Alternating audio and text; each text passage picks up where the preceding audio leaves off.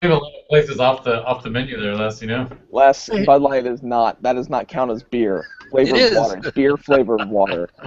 Okay, so we're gonna get started because Les was too busy talking about beer, and it's funny because our guest of honor today, Jeff Wright from EZLinks and TOF.com, is a beer fan. I totally forgot to even mention that in the questions that I was composing, but we're gonna get to that. We're gonna talk about music. We're gonna talk about beer now, thanks to the fact that you're trying to leave work early and go drink beer. And Yes, we're gonna talk absolutely. about we're gonna talk about EZLinks and the new TOF.com, but I'm going to let you take a couple of seconds to introduce yourself because we've known each other for a long time. We've seen each other at different places and never seen each other in Arizona, I don't believe. So you need to come out here and let's tee it up a little bit. Tee it up on. I'll even book the tee time on TOF.com if that'll make you come visit.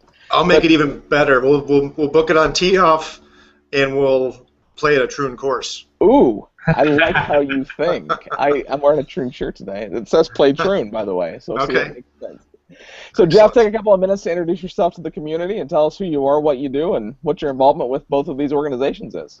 Sure. Thanks, Ricky. So Jeff Wright, I'm the VP of Digital Marketing and Communications on the business side of both EZLinks Golf and TOF.com.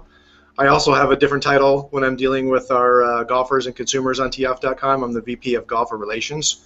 So we have You have two business cards. I do, yeah. So we've got hundreds of thousands of consumers who go to teeoff.com and book tee times. So obviously we have a large community in contact with them all the time through email, social media. So we've got to make sure that we always take care of them from a communication, but also from a customer service standpoint. Awesome.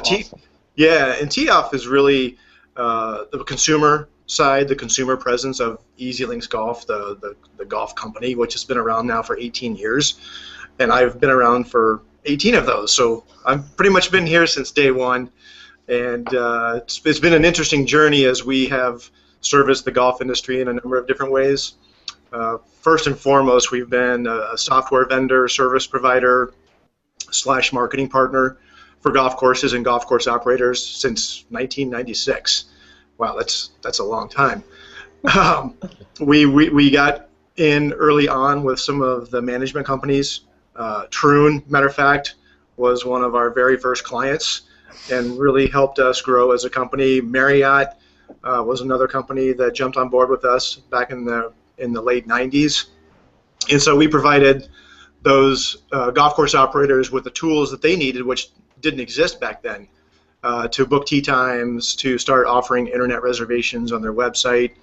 We provide now a full suite of operational and marketing tools that every golf course owner should be using to help them capture all their demand, help them market to their customers, and help them look at the necessary numbers and reports to manage their business. You've got a couple, speaking of being involved with Troon from kind of the beginning. You got a handful of people in the office here in Scottsdale. So, I mean, if you don't come to see me, come to see them and make it a work trip. There you go. See? Well, I'll toss out Guy's name because Guy and I are kind of the same person at different companies. I think we pretty much started almost the exact same week.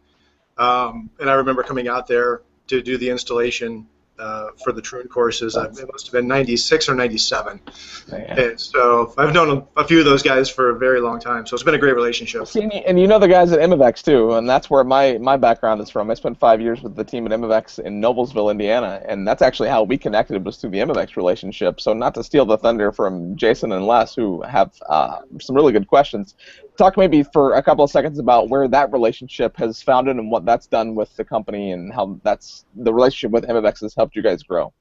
Yeah, so we've built the majority of our software products in-house, all organic growth and new features and products based on feedback from our courses. The one thing that we didn't buy, or the one thing that we didn't build, was a website that we provide to golf courses. We outsourced that. We partnered with Imivex. It's a logical product in the suite of things that we provide when you're talking about marketing and operations, reservations. When somebody books a tee time, you want to make sure to have that booking engine integrated into the website. So the marketing technology with reservations and the point of sale systems go hand in hand. And so, again, we decided not to build it internally, but we partnered with Imivex to really expand our product offering. I've got a question to kind of start going here on some of the questions that we've got, and it's related to the EZLinks. Like, what are some of the challenges that you guys encounter from golf courses and from your services, and how do you overcome those? That's a great question. I think, one of the things as we've grown as a company and we've been successful, it's really making sure that we try to manage everybody's requests, because all operators are a little bit different in the way that they run their business. Some people are really good at it. We've got some really savvy management companies who are great business people. Some of them focus on the operational side where they want point of sale features. And then you've got marketing companies like Troon who are all about communication and the marketing and the presentation layer, and they've got a whole separate set of requests. And obviously we can't do everything for everybody anymore. So I think managing those priorities, trying to push as much development through and release updated products to the marketplace, because the marketplace has also become more saturated and more competitive. It's very fragmented. There's at least a dozen to 20 different companies out there who provide some sort of T-sheet or point of sale system. And so it's really, I think that's one of the biggest challenges, is keeping our clients happy while continuing to put updates that satisfies everybody's needs. I was too excited to get started, and I'm going to still hold on, Les. I was too excited to. You queued me up next. There, It's my fault. I interrupt you. I forgot to introduce you guys. So that was just Jason Boslow from Shop Junior Golf, and Les from Pro Golf Now is wearing more Back9 gear than I think I even own. He's got a Back9 hat on. He's got a Back9 shirt on. He is just decked out in Back9, which decked out. Friday Foursome is presented by the Back9 Network. So Les, sorry I interrupted. Next question. Okay, the last thing you said just brings up my first question: is what sets you apart from the other booking sites? I think that one of the key things that we did early on, the two guys that founded EZLinks actually were not. They were just casual golfers. They weren't in the golf business. One gentleman was an attorney. The other guy was a merger and acquisition guy from Merrill Lynch. Back in the 90s, if you know anything about Chicago golf, you know that on the weekends they're dominated with what they call permanent tee times. Right. And so every public golf course has already sold out their entire Saturday and Sunday morning. So for the casual golfer, it's impossible to get a tee time, and so you got to make 20 phone calls. So their idea was to centralize the inventory for tee times, just like the airline industry has done it, and the hotel industry have all centralized their inventory through those different platforms. So that was sort of the idea behind EZLinks. So the central nature of our reservation system was crucial in getting Marriott and some of the management companies who have multiple golf courses, because they can centralize all their data. They can look at it from the corporate office. So that's one thing that sets us apart. I would say the other thing that sets us apart is one of the interesting things that we have here in Chicago is a reservation center. We've been answering for. He's been answering phone calls. He had to go answer the phone. His connection the other day, we tested it, was so good. I was hoping we wouldn't run into this, but he paused. But hopefully he'll be back on quick. I know, hopefully. Ricky, my questions are fun and good. Mine are all have nothing to do with EZLinks or teeoff.com. Mine have to do with Chicago, craft beer, and music. What do you say, Les? So here's a Troon question for you. Do you guys use do you actually work with his software? Yeah, we do. We have not every facility, but we do have a majority of our facilities that do. And we actually have. He was talking about the reservation center that they have in Chicago. We've got, like I was saying earlier, we've got, droves of people that are in our office that are from EZLinks. And it's funny because when I would used to see him and other people from the company at different events around the country with Imivex, because we would travel and be at the same conferences and stuff, we would see each other, and all the people that I would see, like Kurt Albertson is one of the guys who is involved with, I'd see both of them together basically all the time, and I have lunch and or drinks with Kurt on a regular basis. He lives here in Scottsdale, but he's not in our office, so they're pretty much spread out all over the place, and we do a lot of, if you go to almost any Troon website and you go to book tee times, you're going to be booking tee times through their engine. So the question I have is the EZLinks is a booking engine that a lot of people use, and they have a front end called teeoff.com, which uses the EZLinks engine. Is that correct? Yeah, teeoff.com, and I hope he jumps back on so we can explain that. But teeoff.com is like the new face, the next generation of EZLinks. So EZLinks is now teeoff.com. So it's the transition and going to something that sounds better. One, talk about a good URL. I mean, I want to book tee times. Well, I want to tee off. Well, I'm going to go to teeoff.com. So, I mean, it's a great, and here he comes. Sorry, guys. I was like, you had to go answer the phone. For a guy who works at a technology company, that wasn't very well planned out. Well, I'm gonna stop answering the question that I was gonna ask you eventually. Les just asked me what the difference between EZLinks and teeoff.com is. So explain the difference and what teeoff.com is in relation to EZLinks. Yeah, so actually teeoff.com is really considered one of the products that we offer to golf courses. So reservation system, point of sale system. Teeoff is really one of the marketing tools that we offer. It's a distribution platform similar to what Expedia and Travelocity offer to hotels and tour operators.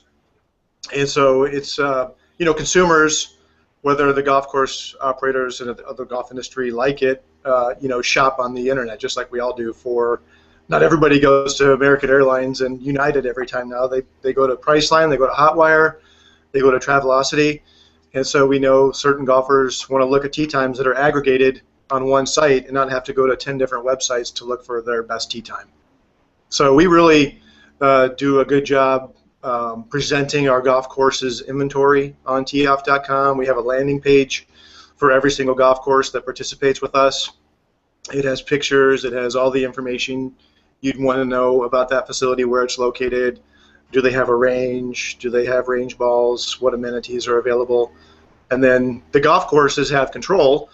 This is kind of how the two tie together, because on the reservation system at the golf shop, the revenue manager or the golf shop operator is in their back office on our reservation system saying, okay, which tee times do I want to post out to teeoff.com? Which ones do I want to sell at my website? Do I want to sell them all at the same place at the same price, or do I want to discriminate and maybe give a certain distribution channel a different price than another? So it's really gotten more sophisticated. It's one of the interesting dynamics that we talk about around here, how both the golf course operators and the golfer, are they ready for dynamic pricing? We all know that if you go on an airline or a flight, you're probably paid a different price than the person sitting next to you. Well, golf courses have never had that issue. You were pretty much guaranteed if you teed off on a Saturday morning that you probably paid the same price as the guy in the foursome with you. Well, that's now no longer the case. People are paying different prices based on when they book, where they book, and what time they book. And I love the concept of dynamic pricing. I mean, imagine booking the tee time six weeks from now on a Saturday where you know you're going to play, paying less than the guy that booked it last night to play in your same foursome. So and it has nothing to do with my next question, because my next question is Chicago related, but are you personally, as a golfer, not as an EZLinks associate, a fan of dynamic pricing? As a golfer, it's tough because before I started at EZLinks, I was a golf professional at Butler National here in Chicago, and I graduated from the PGM school up at Ferris State University. So I've always had connections in golf. So I'm probably not your typical consumer when it comes to paying full price ever for paying golf. So let's ask Les that then. Les, if you booked your tee time 6 weeks ago and you're playing with Jason tomorrow morning, and you paid less than him, or well, I guess more to Jason.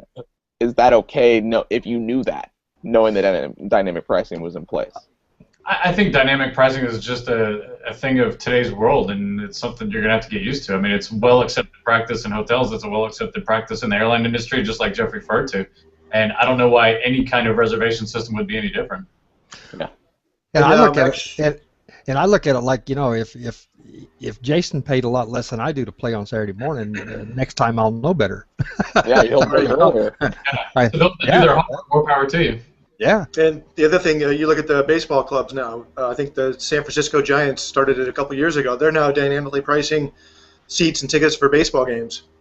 Yeah, that's crazy. Well, it's cool to think, because to us it's so new. It's like, wait a minute, no. You're in my foursome and you're playing at the same time. You pay the same price. But if I booked it 3 weeks ahead of you, then yeah, I'm paying less than you, and that just makes sense. And I think that's going to be a shift in the sport over the next 3-5 years.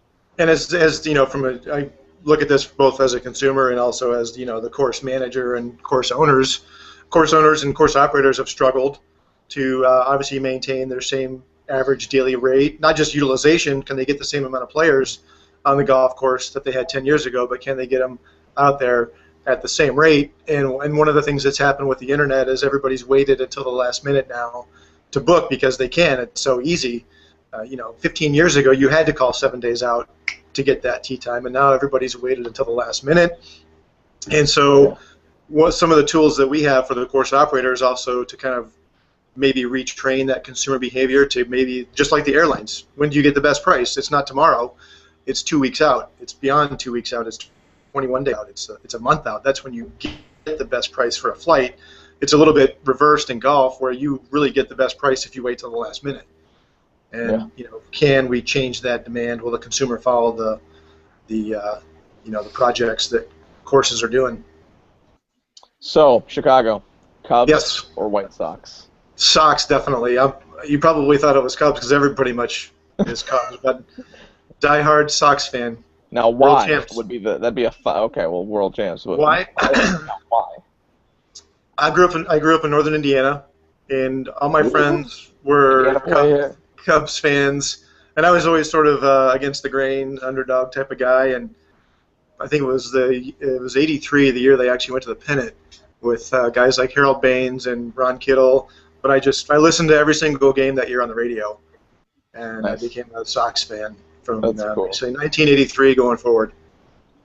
Jason. Sorry, Ricky, I'm actually shocked that you know what baseball is, and I mean Yes. it's a sport that requires a little white ball, but it's like Hashtag sports. I used to play baseball. Thank you very much. Sure. Jason, So- next question, even though that was a rude comment that I don't appreciate, we will discuss offline. So I noticed on Tee-Off that you guys don't have course reviews. Is that something that you're looking to introduce, and do you think that that's an important feature that golfers are looking for? Absolutely. We launched Tee-Off at the beginning of this year. We've had a consumer presence for over a decade. The old site was called EZLinks.com. We replaced that, upgraded it with teeoff.com. We changed the architecture of the site.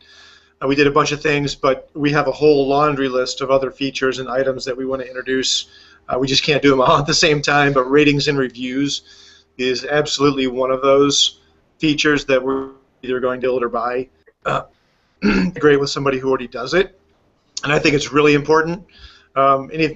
Anything or anytime you're looking at something recreationally, where you're spending your recreational dollars, you want to validate that you're going to have a good experience. And so we've all seen the success of Yelp and outfits like that, where you go to trust other people's opinions about what's going on at retail or locations like a golf course. Sure. Kind of part two on that question, since you brought Yelp up, do you guys have a mobile presence as well? Is there an app that we can get, or do you guys have a good mobile site?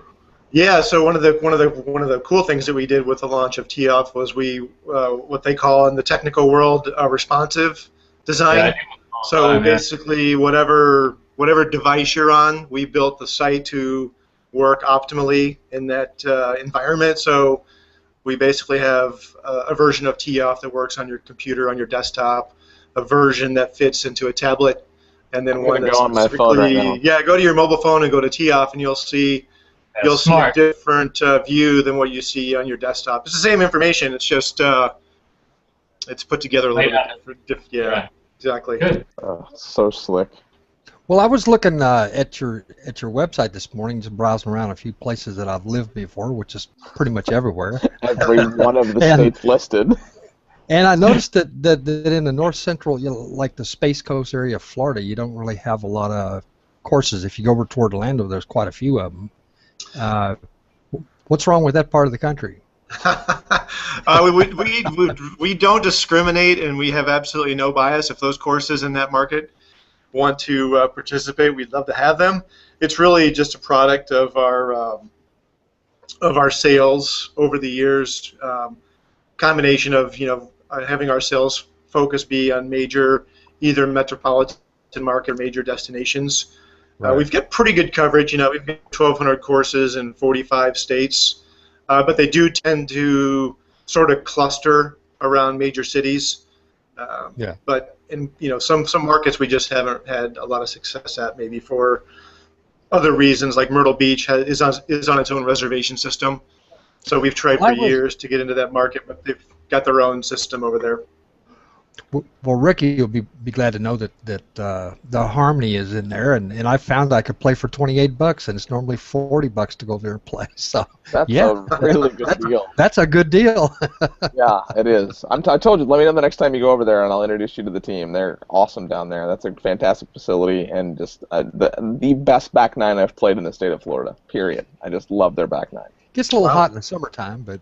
Well, yeah, it's 100, that's Florida. 110 degrees here, so it's not like I'm not used to it.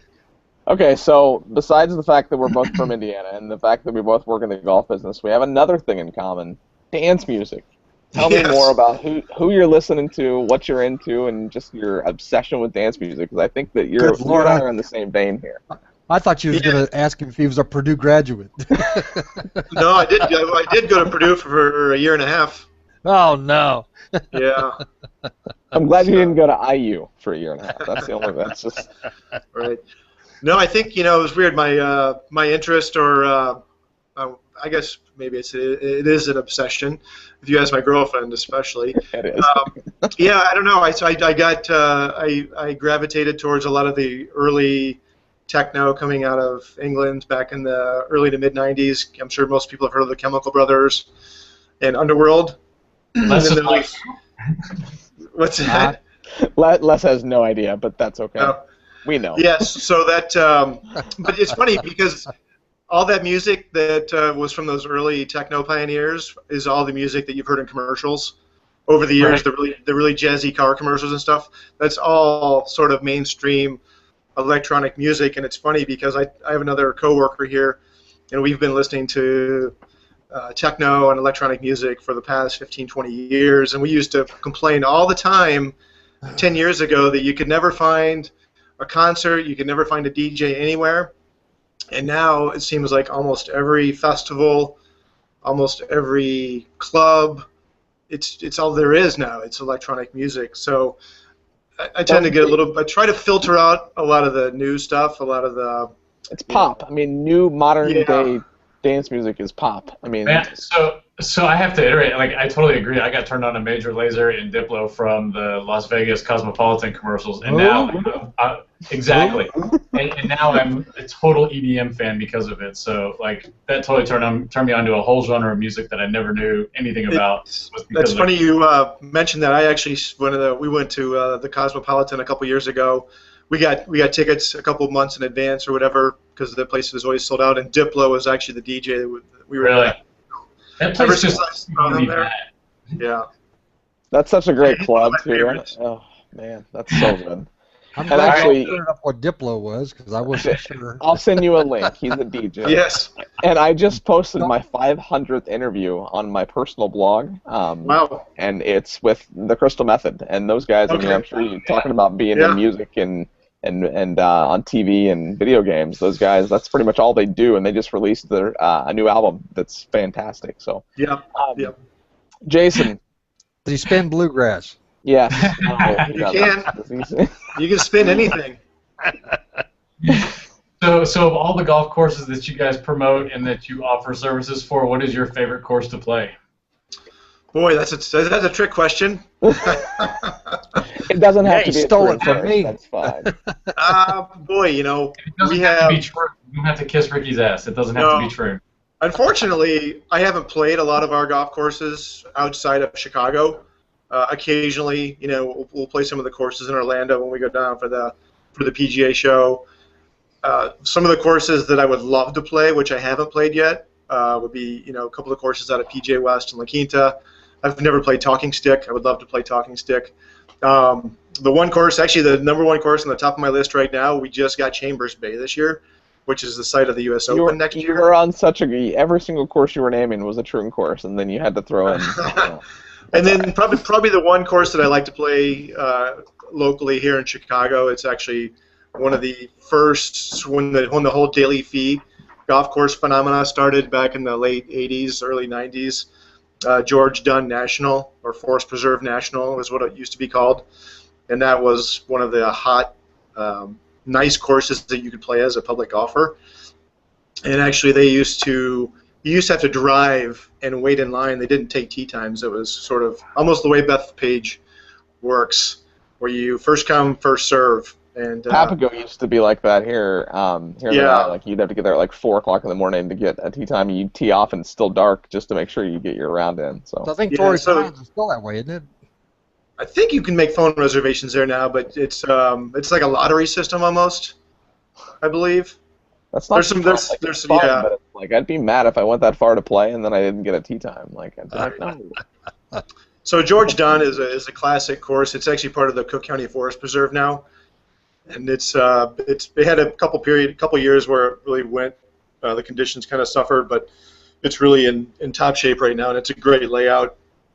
It's kind of a hidden gem, and then Thunderhawk Golf Course, which is way up on the north suburbs, maybe about 20 miles from Wisconsin, is a great golf course as well. So those are, I think, two of my favorites here in Chicago. Nice. Good deal.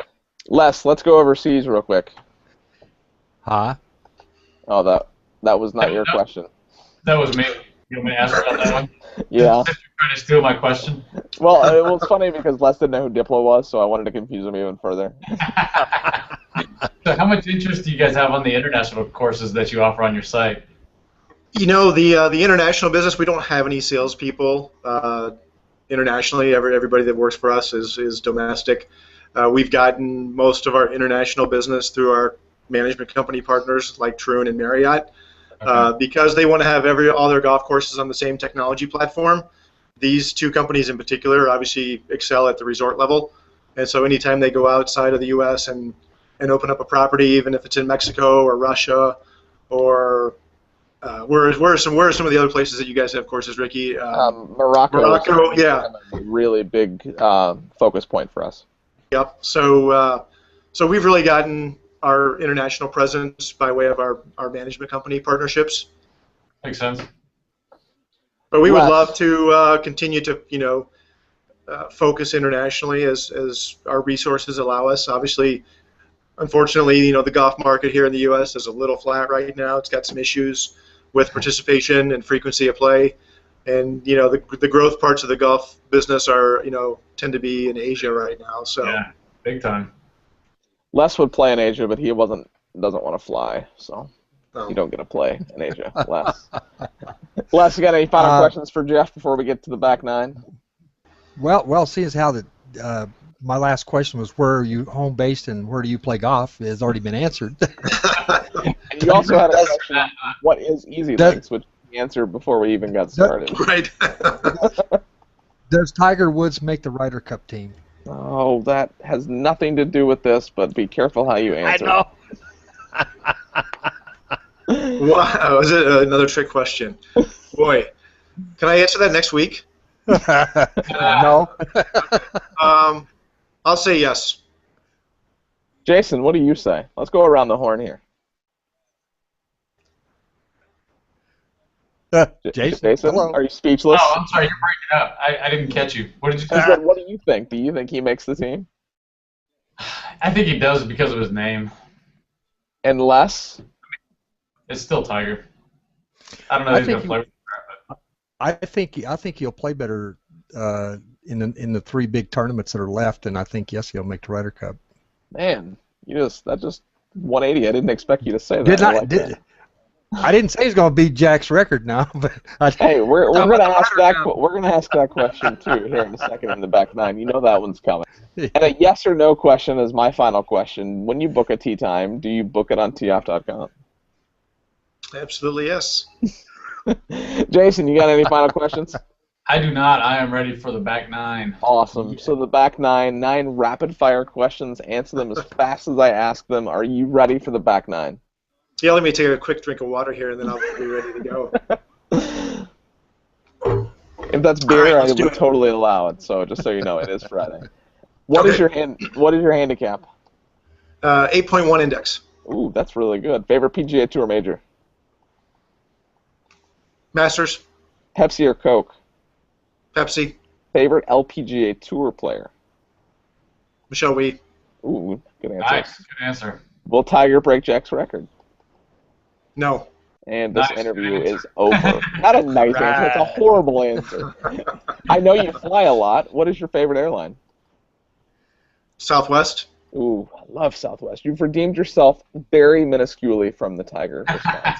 Are you playing golf this weekend? And a part two to that question. If so, where? I'm playing golf this weekend, and I'm playing at Chalet Hills. Nice. And have you ever had an ace? I have not. I've been playing golf for almost 30 years and have still yet to have an ace. If you get one this weekend, you're welcome. And what's next for Jeff Wright? Well, if I get one this weekend, it'll be extra special because it's my birthday. Ooh, fun. That is nice. July is the best month. Yes. I second that motion. And the final That's question. hard. Ooh, awesome. What's next for Jeff Wright? For today or for next week? Yeah, hey, that's the question. There's no definition of the question. Some people say I'm going to go have lunch. Well, since it is my birthday tomorrow, I'm going to probably unplug from here and go right to Lagunitas. I like how you think. Have a beer. And have you had their nighttime? Yes, I've had pretty much everything that they have to offer. I've had pretty much everything. That's awesome. Well, enjoy Lagunitas. Enjoy your birthday. Happy early birthday. I knew it was in July. I didn't know it was tomorrow. So good timing for the Friday Foursome on your birthday eve.